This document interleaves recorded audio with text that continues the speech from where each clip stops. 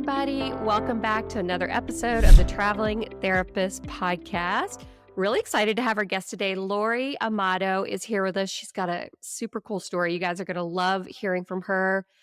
Laurie, I would love for you to tell the listeners, how did you go from being a traditional therapist to a traveling therapist? Yes, great question. I'm so happy to be here with you today. And the traveling therapist, you and a part of this journey, right? And a part of the inspiration for me. And so it's great to be here with you and just share some of my journey. So yeah, I have always loved to travel, right?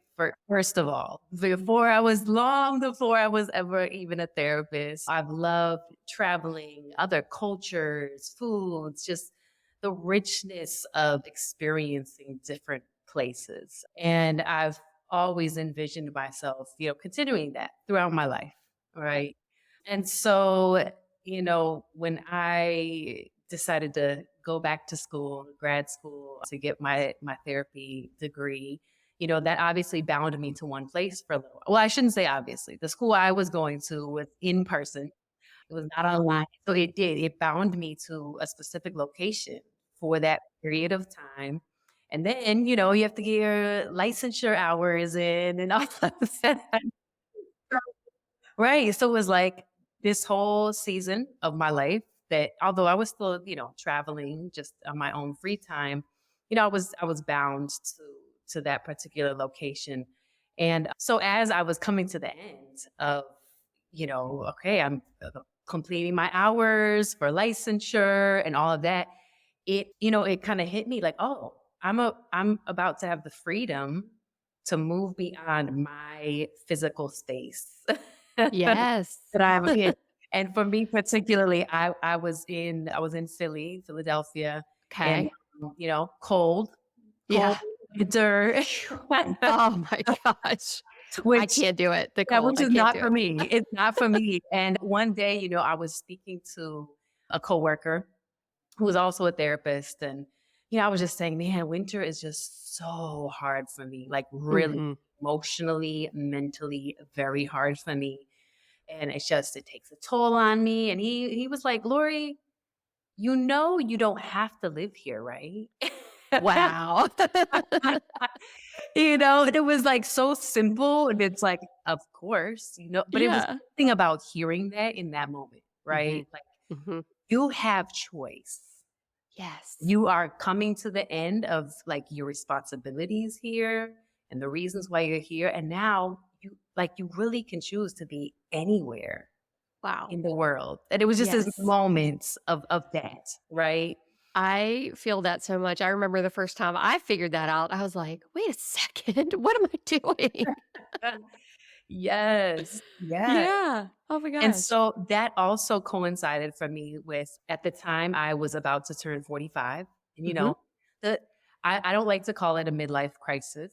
I think we need a better term for that. And I don't and it was not a crisis for me, but it was that Hmm. time of reflection, right? Of saying, Yeah. wow, okay, I'm turning 45. You're kind of looking back at your journey and at the same time looking forward and saying, what do I want this next season of my life to look like? Hmm. Where can I thrive the most? And even thinking of myself as a therapist, this is some tough work we do sometimes. Hmm. You think about the high rate of just burnout and all of that. Think, okay, I need to be my best self in Hmm. order to serve, the people and support the people. And part of that is environment, Yeah, right? absolutely. And so, saying, okay, what's an environment for me where I could thrive the most? And so just started to dream. So that's kind of where it started, right? It's just kind of busting open the seams of possibility and starting to dream about, well, what would that look like? And so that kind Hmm. of started me in this process of, well, how would I do that? And, okay, work overseas. And, at that point, I had been working for a nonprofit organization, providing therapy for women and children experiencing homelessness, many of them coming out Huh. of domestic violence situations. And so that was not a population. I mean, I couldn't carry that with me, right? I couldn't Mhm. still do that job internationally. And so I kind of took a big leap where I knew that I wanted to move international, or I knew that I wanted to have the flexibility. And the position I was in was a time limited position for according to a grant that was Oh, okay. ending, and the company offered me a next position. Oh, perfect time to transition. Right, and I was like, "Oh, man, am I gonna go for this uncertain thing over Mm. here?" But it's something that I really want for my life, but it has so much uncertainty, so many Sure questions. does. Mhm. Or am I gonna stick with what is, like, safe? I know I'll have a paycheck of a certain amount every Yes. every 2 weeks. It was a bit of a scary moment, and, Yeah. but I remember as I thought through that, this thing came to my mind of just, am I gonna make a decision based on fear?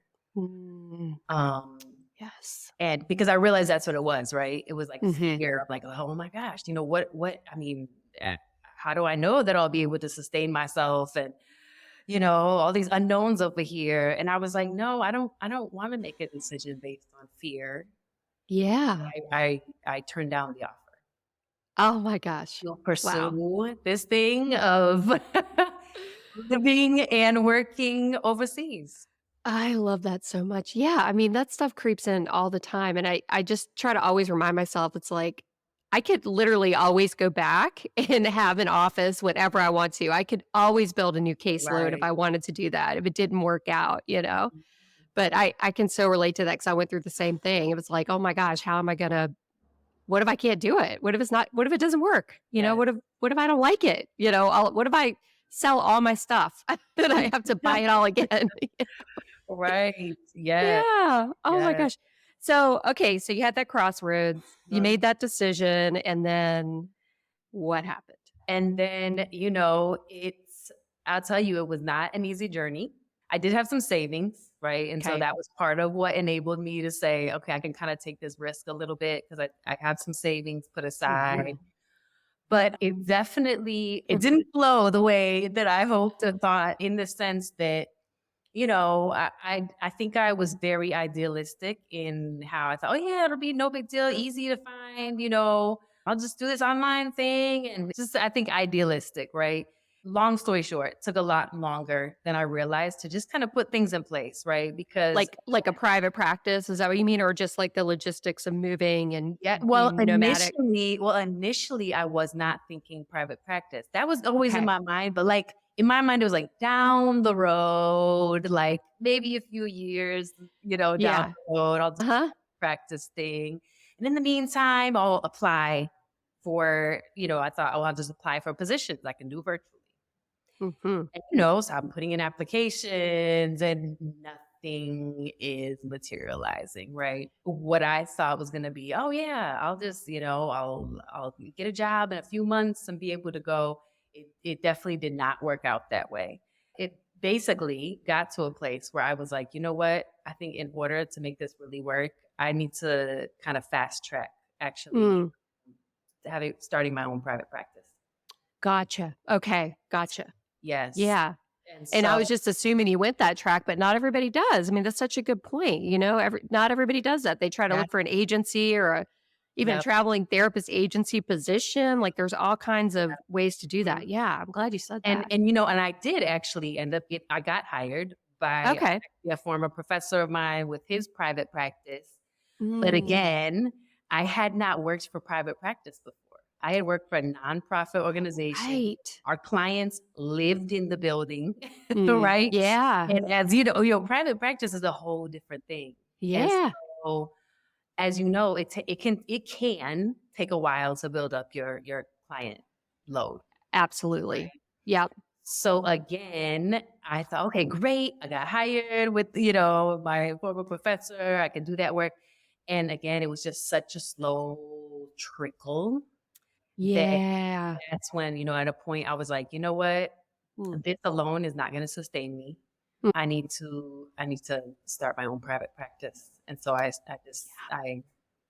fast tracked that, went in that direction. So really from the point where I was like, okay, this is a choice I can make. I can leave, I can go somewhere else. So the time that I was able to fully make that move was about 9 months.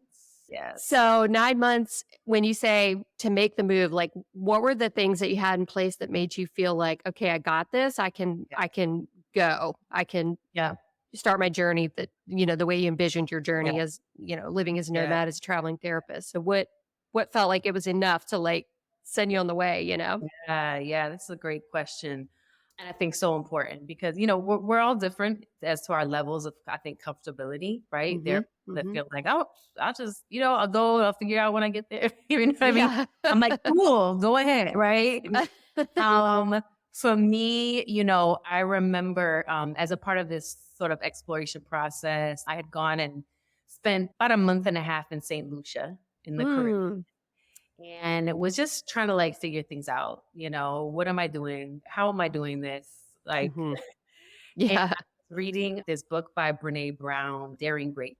Mm. Love that book. And yes, and I had this moment where I was like reading the book and I was like, here's the thing. Like, I don't know if I am right now like daring greatly or risking foolishly. So trying to figure out that fine line Mm. that For real. Yeah. exists between those two, where you're not, trying to be so, so, so safe that you just don't even do that daring greatly part, right? Yeah. But also not being so like, oh, throw caution to the wind that it becomes a risking foolishly. Yeah, like you're like in serious debt or, living in unsafe places because you can't afford to. Yeah, I mean, it could really go downhill. Yeah. Right. Mhm. Right. And so I was really weighing that, like, what does that look like? Yeah. And so I just told myself, like, all right, I do have to make, I kind of, I looked at my budget, was like, okay, how many clients do I need to comfortably say, like, if I have this many clients per week, Mhm. according to my expenses, all that, I will feel like comfortable to say, okay, I can go. Right. And so Yeah. I just I wrote that down. I crunched numbers, all of those things. And then, once I hit that, that space, and that was between, clients with this practice I was doing with my former professor, private, Mhm. my private practice, so combination. I was like, all right, I feel like I can do this now. And it's still gonna Yeah. be an element of that daring greatly because it was definitely right at like, okay, this amount of clients. You know what I Yeah. mean? I There was have to have no this many. yeah, it's like there was no room for like, oh, if one or two of those clients drop out, to be honest, it was like, there was still a risk element to it, right? Yeah. Mhm. But I felt comfortable enough. And I think I love it. that's what was important for me.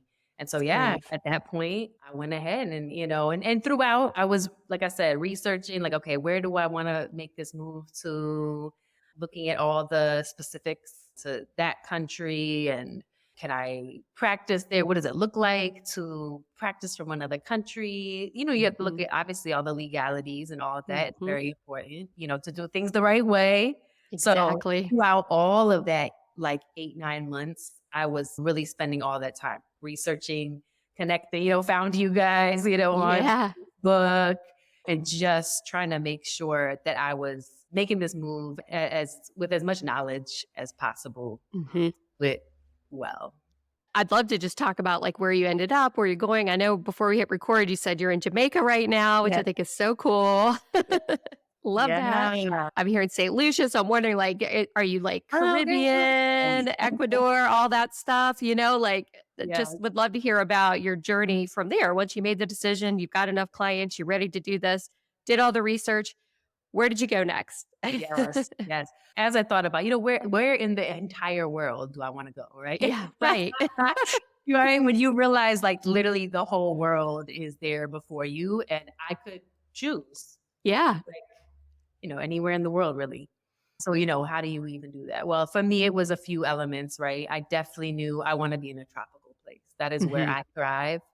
I want to be near water. It's a healing place for me, a restoring place for me. I had been, kind of sidebar, but very much related to this. A couple of my friends and I, since years past, we've been talking about kind of dreams, for our futures and things that we would like to do, thoughts about like, man, wouldn't that be great to like buy land in the Caribbean and build some different things that would be multi-purpose. And for myself, about, a place where I could run therapeutic retreats sometime. Yeah. And, we're like down the road, we could retire there and all of that. So as I was thinking about then now this question of, okay, here I am, Yeah. make a move. It was like, well, first of all, why do we have to wait till retirement to like Mm. launch out on dreams? Why not start now? At least start, Mhm. at least Yeah. make some moves, take some steps. Yep. So it just kind of made sense, like because we had been talking about the Caribbean, both of these friends of mine are from the Caribbean. It was like, well, okay, that makes sense. Like the Caribbean fits, right? Yeah. And so then it's like, well, where in the Caribbean? And so I was looking at a couple of factors, looking at cost of living Mhm. in various islands, looking at where do I have connections. Connections are so important, I think, to Yeah. have like a good transition. Not that you have to, but it's always nice to Yes. have at Yeah. least like connections of connections, Yeah. I know somebody at least that knows somebody Right. that's here. Right, exactly, exactly. So kind of looking at those factors. At first, those things led to St. Lucia, but St. Lucia is farther away as far as from the US. And Mhm. because of that, flights are much more expensive. Thought about accessibility for my community of people. I'm an Mm. aunt to 13 nieces and nephews. Oh my gosh. Um, you You know, gotta fly them all down. well, one of my values is, well, one, to be able to be that auntie that can say, yeah, send the lions down, to me in the islands for Yeah. 2 weeks. Yes. Right. Because I think part of my journey is also trying to make travel accessible to some of our young people. When I think about my journey and how huge it's been in my life to be able to Mhm. travel, right? Yeah. So my nieces and nephews, as well as, I've worked with young people for many years, 25 plus years, Mhm. who are from, kind of some of the marginalized, more oppressed groups of people, and they don't have these type of opportunities, right? Right. And so that's a little piece, of sort of my passion is like, well, I need to be accessible to be able to say, hey, to one of those young people, you know, Yeah. let's work this out where you could come and visit me, spend some time with me, experience a different culture, Yeah. go from inner city where there's a lot going on to like nature.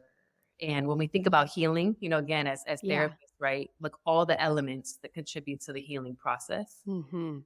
I think about some of those environmental things. All that to say, as a nope, got to be in an island that's closer to the U.S. and really, I have the most connections in Jamaica. So I took a trip to Jamaica. I said, well, if it looks like Jamaica might be it, I should take a trip and see because I'd never been Mhm. to Jamaica. And so January of this year, came to Jamaica with my friend who's from here and just fell in love. I just Oh my one gosh. of those things, Kim, I think anybody who's traveled probably has experienced this, where each place has its own like its atmosphere, its Mhm. vibe, however you want to say that, right? Yeah, And totally. sometimes you can't even really explain why a place hits you in a certain way, Mhm. right? And it's like Yeah. there are certain places that I'm like, I don't know why, but it just did not hit me right. I don't really Mhm. care to ever go back there. Yep. Yep. Right? Yep. Um, and there are other places, when I lived in Uganda for a few years. Uganda was love at first sight for me. Wow. Oh Yes. my And I've gosh. never experienced that before in a place. But it was literally like I arrived and I was just like, I could just feel it like in Oh my my whole gosh. soul. Yes. Jamaica was like that for me as well. Wow. It just resonated with me. Also, Kingston reminds me very much of the city I grew up in. I grew up in Quito, Ecuador. And so the mountains, the city and the valley really, really had that sense of home and comfort for me. So Love that. yeah, after that trip, Amazing. it was like, all right. that's it. That's the last confirmation I needed as far Oh. as location, and so I started looking towards moving to Jamaica. Oh my gosh. So are you a like an expat, like a full expat and living as a citizen in Jamaica No, or on a no, visa? not yet, not yet. Okay. So in Jamaica specifically, so at least US citizens can be here for 6 months initially Oh, okay. without requiring a visa or anything. And then you Nice. can get an extension for another 6 months. So basically you have a year. Nice. That's A cool. year Yeah. to work things out, right? So I was like, all right, cool. I have a year. During this year, I am actively looking into what would that look like, right? To get Nice. the residency to ultimately, I would love to actually work as like maintain both working virtually online and, do work with clients locally in Jamaica. So, I'm still looking into all of that stuff, but it's great that I'm able to be here, pretty easily, for this, at least for this period of time. Mhm. Oh Mhm. my gosh, that is awesome. So you've almost been there a year, right? I guess? No, no, Oh, no. I have oh, only been here for a month and a half at this point. oh, I don't know why. I thought you said January. Okay, gotcha. Oh, Okay, yeah, sorry. Yes. So I came in January to visit. gotcha. Yeah, Okay. Oh, fell in good. So love you've with got some it. time. Yeah, fell in love with it, went back to the US, and, immediately started making plans to move here. Gotcha. Mhm. That's amazing. Okay. So were plans like did you sell everything? Did you put stuff in storage? Did you keep a place? So, backtracking a little bit, so I kind of have done this move in stages, right? Okay. So from that point that I was like, you know what? I don't have to live in the cold north anymore. Yeah. And it was like it was time to go. That season Mhm. was over, time to go. But I knew I didn't have things in place yet to move overseas. Yeah. So I had lived in Miami for a whole season of my life Oh, previous. nice. I have very close friends who are like family to me there. And so I actually closed down things in Philly, did Uh-huh. put my stuff in storage there, and then did like an interim move to Mhm. Miami. Nice. Thought, well, at least that like gets me closer. It gives me Yeah. tropical It's environment. warm. Yeah. Yes. And so that was like my little stepping stone move. Cool. Yeah, And so that's great. I was mostly in Miami then from the time after that. But Miami, well, I would say Miami was my base. I did travel, a bit within that Mhm. time as well, doing some exploration before I made this final move. Ah, I love that story. Oh my gosh. You're gonna have to come back when it's like visa expiration time and let us know what you decided. Yes, yes, yes, um, so before we hit record, you said something I thought was just so interesting, and that was this idea of, wanting to give back therapeutically even to the environments that you're visiting and that you're in.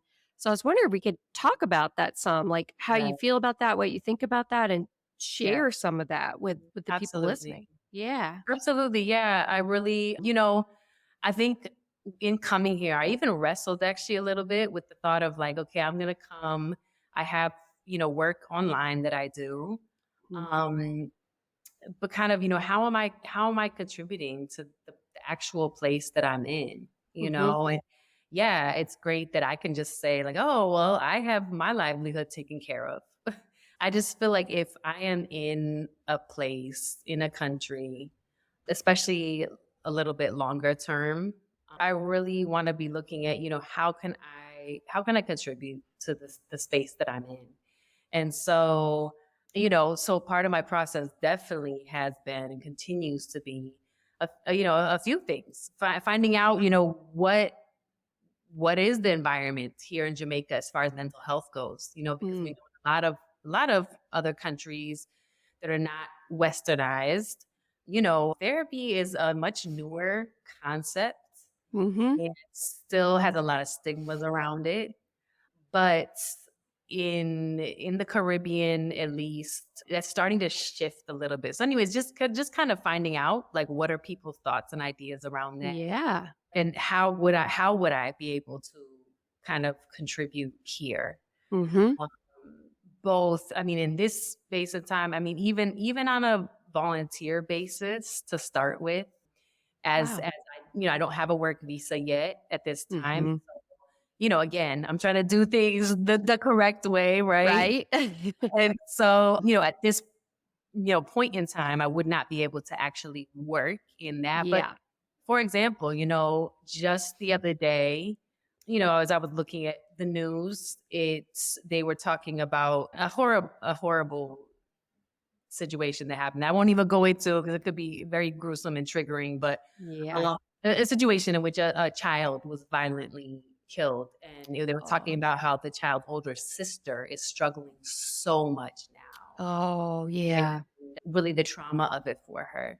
Hmm. And as I heard that story, it touched my heart, and I was reading about it on the news page on Instagram. And so Hmm. I just put it out there. I was like, hey, if anybody knows this girl personally, I'm a Wow. therapist and I would be glad to provide some therapy support to her, because it sounds like she even has struggled with suicidality after, what Sh- happened to her sister. And I just thought, man, I don't even know what's accessible to her as far as therapeutic support.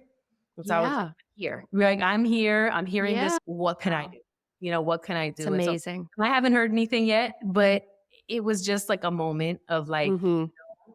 I, if I'm going to be here, I need to also be contributing to the well-being, I of love that. this country. And so I'm still exploring that, but Hmm. very much holding on to just that thought and that value that to me is important in Yeah. the space I'm in, that I would not just be benefiting. I wouldn't just be benefiting from being here. Yes. you Giving know back. I'd be giving back too, because this I love country is that. already giving me so much, right? Hmm. And Yep. so yeah, it's like, how can I give back? I love that so much. I've had a couple episodes. There was one guy he lives in Colombia and he decided to go through the process to get licensed in Colombia and be able to, like, serve the community there.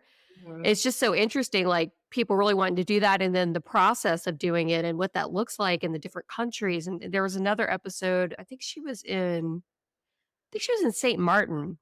She was Mhm. trying to do the same thing, start a community counseling, like, office, for expats in that community, but also the locals.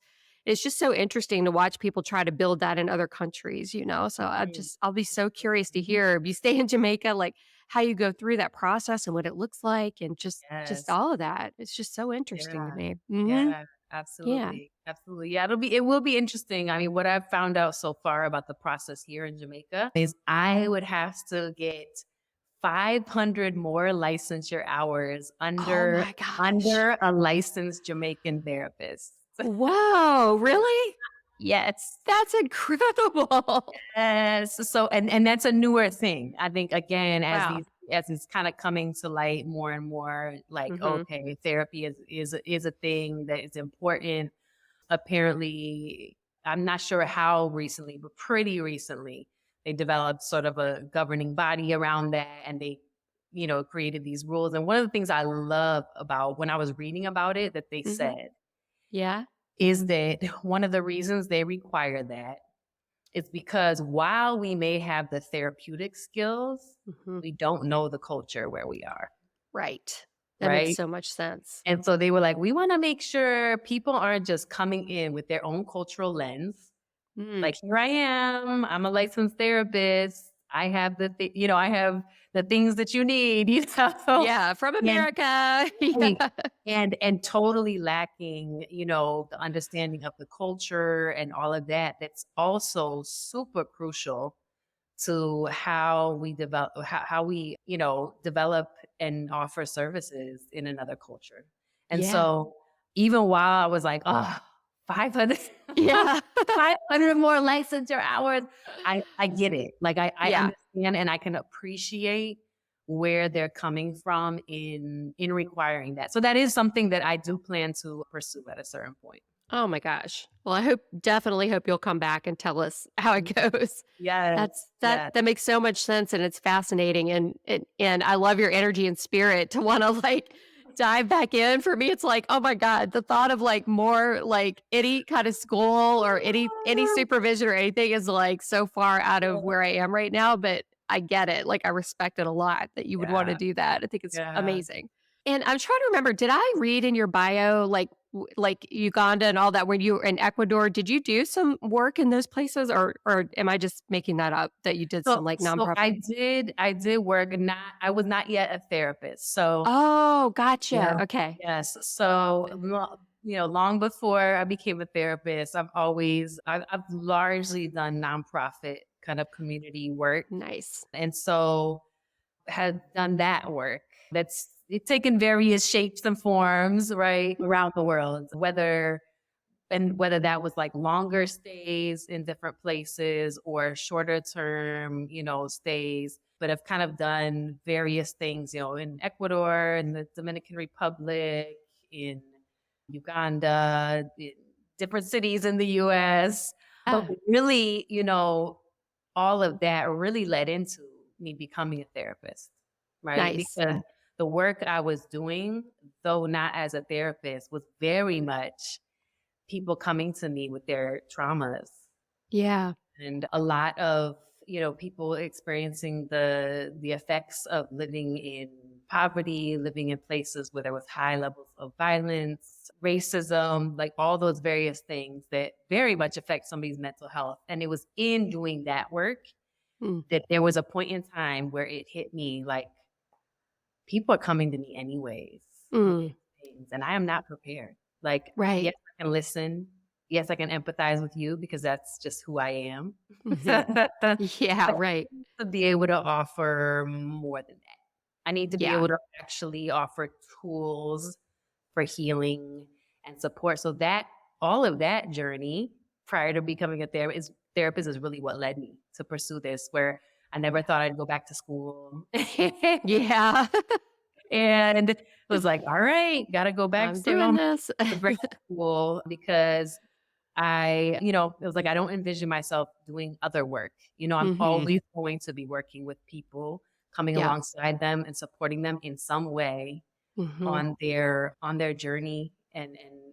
Most of them, like I said, with significant amounts of trauma. And so yeah, Yeah. that's what led me to this work that Amazing. I'm now. Oh my gosh. So in the places like Uganda and Ecuador and all that, did you go there with a job in mind? Like I'm going to do this work, or were you there and you were like, gosh, this work calling me, I'm gonna go do that. Just curious for listeners, like if they want to get into that, like, is it something they could do? And do you have any tips around Mm. that? Yeah, absolutely. So Ecuador, I grew up there. So that Right. was, it's built in, it's built in. And so really started, serving as a teenager, started just looking for ways to kind of, serve and make a difference in my Mhm. world space. But beyond that, some of it was just opportunities that just doors that opened up, you know. Yeah. Uganda. So at the time I was living and working in Chicago. That's where I went for Mhm. undergrad Okay. from Ecuador. And I knew I really had a heart for kids who were orphaned, abused, neglected. And there was a conference happening. There was just different organizations coming together that were doing that kind of work in the Chicago area. So I went to the conference, and the director of this organization in Uganda was there Oh, wow. speaking about how they had had this children's center in Uganda for the past 20 years, which was run and it Wow. was African run, which I really liked, and they had realized in the course of their journey that so many people, foreigners, would have this like, oh, I just have a heart for kids or whatever. And they would just come over and with just only their passion, Mhm. with no Yeah. knowledge, no experience, and in a lot of cases cause more damage. And so they said, you know what, we're gonna start a training institute to Mm. train people to do this kind of work that we've been Wow. doing for 20 years. So we have lots of experience, knowledge. So a group of friends and we were like, let's go do it. So I Wow. actually skipped my own graduation Oh and my gosh. went to Uganda. And Amazing. and I just So I went for the training initially, Mhm. loved it, loved the people, loved the organization. Came back to the US and I was like, I don't want to be here. Wow. Yeah. No, this doesn't sit right with my spirit. And so I contacted the organization since I really liked so much the work they were doing and the way they were doing it, really in a way that was, preserving the culture and honoring the culture as they were doing very holistic care. And yeah, started working with them. And so, Amazing. yeah, so it's been, different things like that along the way that, I think a lot of it, like there are opportunities all over the place. Mhm. A lot of times it's just tapping into those opportunities and figuring out what works for you, right? Yeah. Because, you know, uh, that was not like paying much, but it was like we provide a house for you, right? Yeah. And food was very cheap there anyways, and I didn't need much to live. So Mhm. that was okay for me, Yeah. right? Yeah. I think of similarly, I lived and worked with kids in the Dominican Republic for like 3, 4 months. Similar setup, right? It was like we provide a place for you to live, you have a little stipend. That works for Wow. me. And Ah. I think quite a bit available in that sort of vein of things. Mhm. It just depends on it, if that works, especially financially. Right. Yeah, that's probably the thing. Yeah.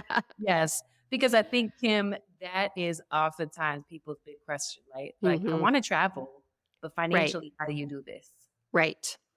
Right. Exactly. I think Yeah. there are many different ways that I know you touch on, on that topic, at different times and how to do that and all that.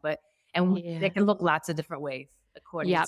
to kind of, I think, what you value and what works for you. But yeah, a lot of it for me has just been like opportunities that have opened up as well as me just, I think, looking for those though. I was gonna say you're open to it, so it probably you're attracted to that type of thing coming into you Yeah. and running into opportunities around that. Yeah, Yeah, that's amazing.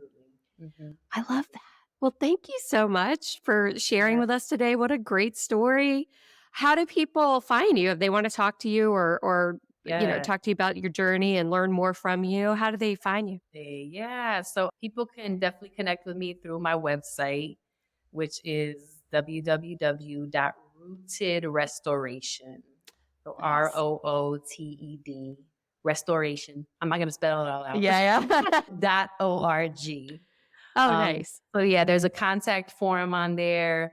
Anyone who either wants to know more, anyone, even interested. And I also offer workshops of various kinds of things. But for whatever reason, anyone might want to connect. That's really the best. And you're on Instagram, I guess? I Yes, think I you am. mentioned Yep, Instagram. same thing. What's your Instagram? Rooted, Reader yep, rooted Restoration. restoration. Yes. I love it. I'm gonna go follow you right after this too. Yes. Thank you. Thanks so much for being here. Is there anything else you want to add or say before we wrap up? Thank you, Kim. It's such a pleasure to be here with you. And, I think, the main thing I just want to leave with people is just that it's, dream. Don't be afraid to dream and to engage those dreams and to know that it's possible, it's Yeah, possible to achieve those dreams. absolutely. And don't wait till you're retired. No, no, don't do it. Don't do it. You'll be too old. Step out now when you can enjoy it. Oh, thank you so much. It was so great having you as a guest. I really appreciate it.